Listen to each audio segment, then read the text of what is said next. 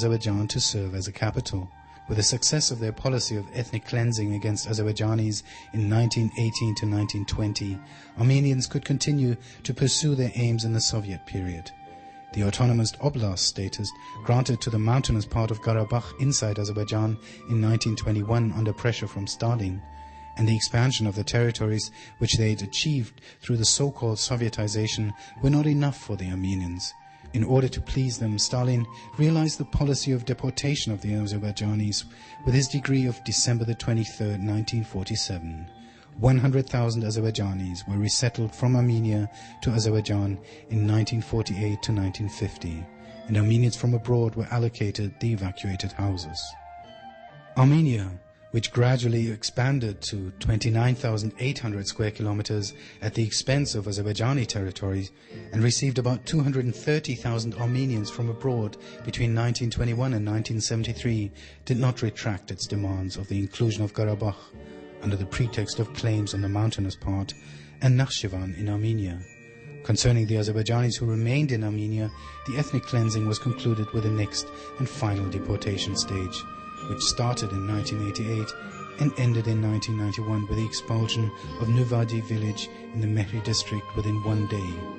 Along with ethnic cleansing, the process of removing the place names of Azerbaijani origin was also underway. This process began in the early 19th century and almost concluded with the law of December 1, 1995 of the Republic of Armenia.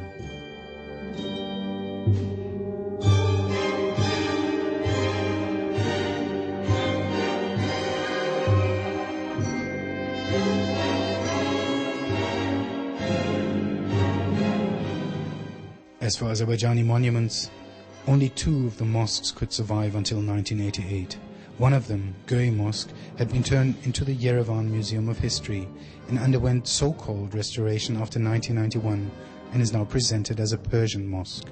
The Denribulakh Mosque was razed to the ground and its street was named from Nerimanov into Verdanans. Of our architectural mansions in Yerevan, the house of Panakhan, which was first used as a hotel, was later turned into a residential building and geological laboratory.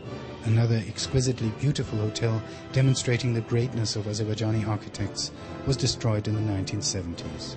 The houses of the Azerbaijanis and the large gardens surrounding them were destroyed, and a monument for so-called genocide victims was built in their place.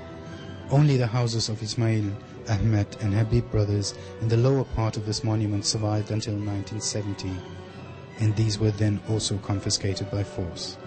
The building of the Armenian parliament was constructed upon the Azerbaijani Children's Cemetery in Yerevan.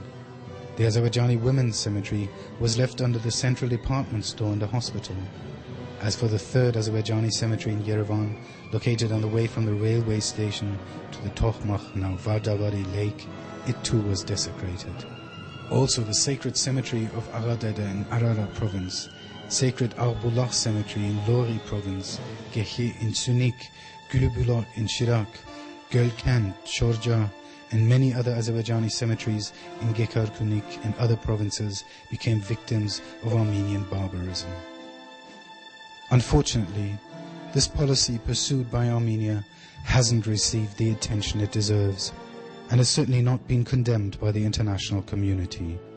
The occupying Armenian state, which is unlikely to be punished for its deeds, wasn't satisfied with displacing the indigenous population of these territories, but continues the strategy of removing every sign of the historical roots of the Azerbaijanis, who lived and thrived on this land for centuries.